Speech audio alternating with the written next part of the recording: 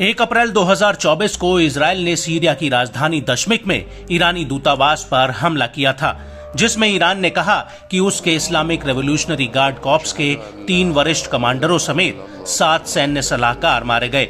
Iran के 7 बड़े अधिकारियों की मौत के बाद से ईरान तिल मिलाया हुआ है और उसके राष्ट्रपति समेत सभी बड़े नेताओं ने इजरायल को इस हमले का अंजाम भुगतने की धमकी दी थी।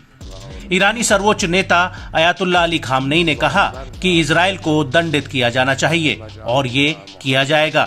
ये ईरानी धरती पर हमले के समान था। लेकिन इसके जवाब में इजरायल के प्रधानमंत्री नेतन्याहू ने कहा था कि अगर ईरान अपनी जमीन से इजरायल पर हमला करता है तो इजरायल भी उसके ऊपर हमला करेगा। और तभी से मिडिल ईस्ट में एक नए युद्ध की आहट सुनाई दे रही है।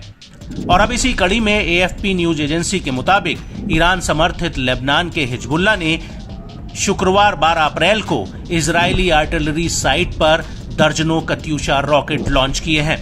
हिजबुल्लाह ने कहा कि यह हमला दक्षिणी लेबनान में हिजबुल्लाह के गढ़ों को निशाना बनाकर हाल ही में किए गए इजरायली हवाई हमलों के जवाब में था।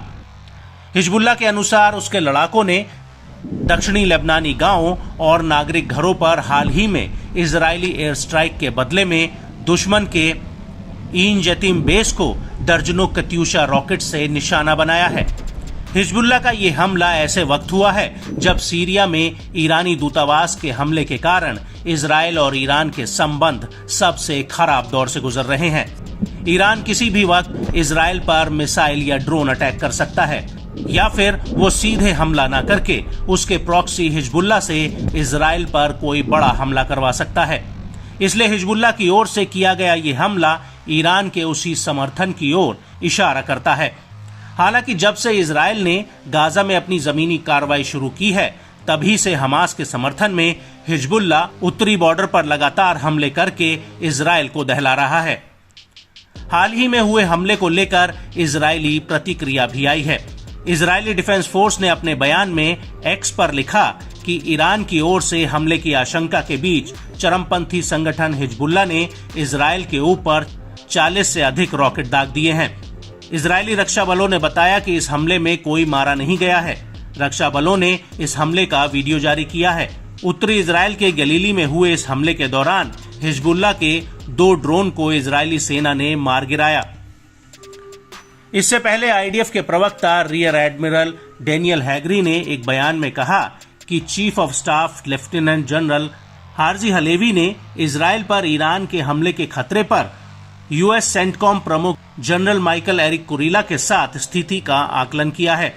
उन्होंने कहा कि संभावित ईरानी हमले की कड़ी चेतावनी के बीच नागरिकों के लिए निर्देशों में अभी भी कोई बदलाव नहीं हुआ है। हम पिछले 6 महीने से युद्ध में हैं। हमारा बचाव पक्ष तैयार है और जानता है कि प्रत्येक खतरे से व्यक्तिगत रूप से कैसे निपटना है। हम इजरायल के नागरिकों की सुरक्षा के लिए विभिन्न क्षमताओं के साथ हमले के लिए भी तैयार हैं। डेनियल से ईरान पर पूछे गए सवाल पर उन्होंने कहा कि ईरान तनाव बढ़ा रहा है, क्षेत्रीय तनाव बढ़ाने पर जोर दे रहा है। हम जानेंगे कि ईरानी खतरे से कैसे निपटा जाए। हम अच्छी तरह से तैयार हैं और जानते हैं कि किसी भी चीज का जवाब कैसे देना है।